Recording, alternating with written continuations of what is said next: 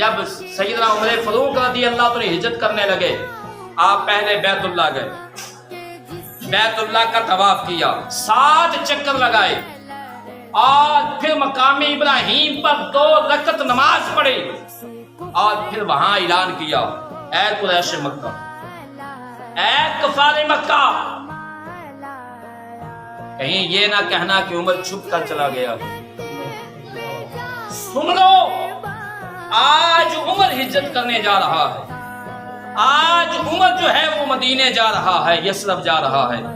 آج عمر ہجرت کرنے لگا ہے۔ اے کفار مکہ سن لو،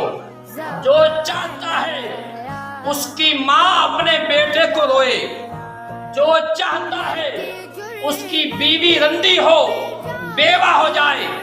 جو چاہتا ہے اپنے بچے، اس کے بچے یتیم ہو جائے، وہ آ جائے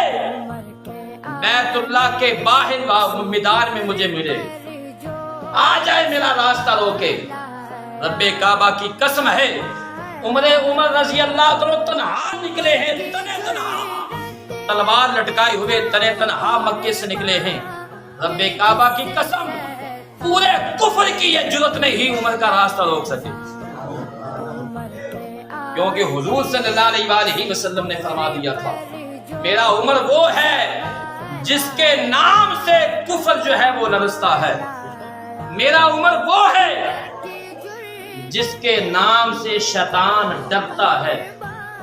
آج ڈرتا ہی نہیں۔ حضرت عمر رضی اللہ عنہ کے بارے میں حضور نے فرمایا، جس راستے سے عمر گزرے شیطان راستہ چھوڑ دیتا۔